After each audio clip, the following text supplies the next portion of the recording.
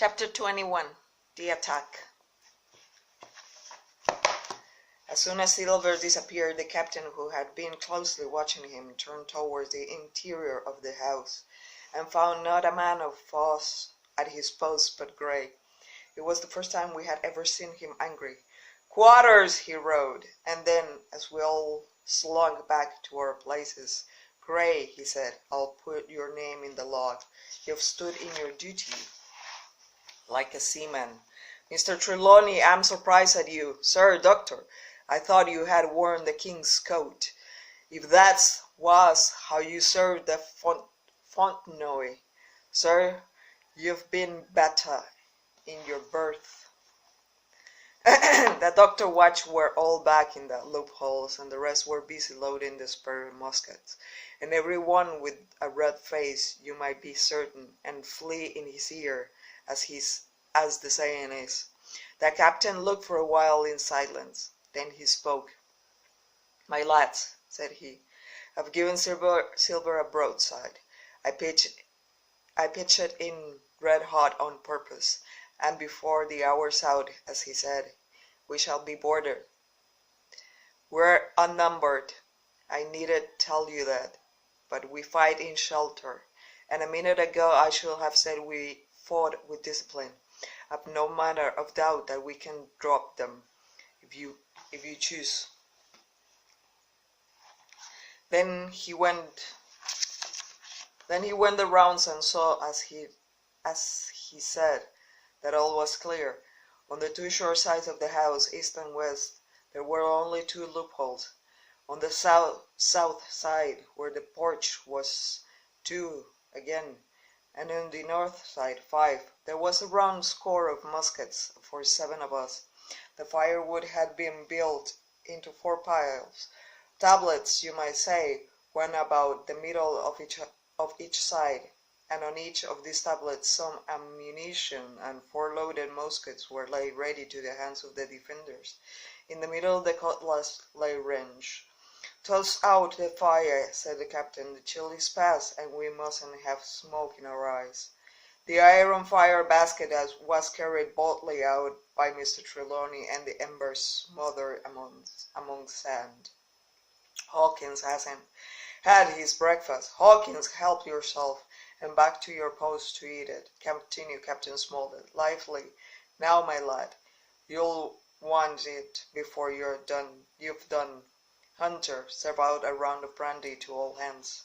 And while this was going on, the captain completed in his own mind the plan of defense. "Doctor, you will take the door," he resumed. "See, and don't expose yourself. Keep within and fire through the porch. Hunter, take the east side there. Joyce, you stand by the west, my man. Mr. Trelawney, you are the best shot. You and Gray will take this long north side with the 5 loopholes. It's there the danger is. If they can get up to it, the fire in upon us through our own porch, things will begin to look dirty. Hawkins, neither you nor I much account at shooting. Will stand by to load and bear a hand." As the captains had said, the chill was past. As soon as the sun had climbed above our girdle of trees, it fell with all its force upon the clearing and drank up the vapors at a draught. Soon the sun was baking, and the rising melting in the logs of the blockhouse. Jackets and coats were flung aside, shirts thrown open at the neck and rolled up the shoulders, and we stood there each at his post in a fever of heat and anxiety. An hour passed by. "Hang them," said the captain. "This is as dull as the doldrums." Gray whistled for a wind. And just a moment came the first news of the attack. "If you please, sir," said Joyce. "If I see anyone, am I to fire? I told you so," cried the captain. "Thank you, sir," returned Joyce, with the same quiet civility. Nothing followed for a time, but the remark had set us all on the alert, straining ears and eyes. The musketeers, with their pieces balance in their hands the captain out in the middle of the blockhouse, with his mouth very tight in a frown on his face. So some second passed till suddenly Joyce whipped up his musket and fired. The report had scarcely died away ere it was repeated and repeated from without in a scattering volley, shot behind shot, like a string of geese. From every side of the enclosure several bullets struck the log house, but no one entered, and as the smoke cleared away and vanished, the stockade and the woods around it looked as quiet and empty as before. Not boat wave, not the gleam of a musket barrel betrayed the presence of our foes. "Did you hit your man?" asked the captain. "No, sir," replied Joyce. "I believe not, sir." "Next best thing, to tell the truth," muttered Captain Smollett. "Load his gun, Hawkins. How many should you say there were on your side, Doctor?" "I know precisely," said Dr. Livesey. "3 shots were fired on this side, and I saw 3 flashes, 2 close together, 1 farther to the west." "3," repeated the captain. "And how many on yours, Mr. Trelawney?" But this was an easy answer. There had been many from the north, 7, but the squire's computation, 8 or 9, according to Gray. From the east and west only a single shot had been fired. It was plain, therefore, that the attack will be developed from the north, and that the other 3 sides were we were only to be annoyed by a show of hostilities. But Captain Smollett made no change in his arrangement. If the mutineers succeed in crossing the stockade, he argued, they will take possession of any unprotected loophole, and shoot us down like rats in our stronghold. Nor had we much time left to us for thought. Suddenly, with a loud huzza, a little cloud of pirates leaped from the woods on the north side and ran straight on the stockade. At the same moment the fire was once more opened from the woods, and the rifle ball sang through the doorway and knocked the doctor's musket into bits. The boarders swarmed over the fence like monkeys. Squire and Gray fired again and yet again. 3 men fell on forwards into the enclosure, 2 back on the outside. But of this, one was evidently more frightening than hurt, for he was on his feet again in a crack, and instantly disappeared among the trees.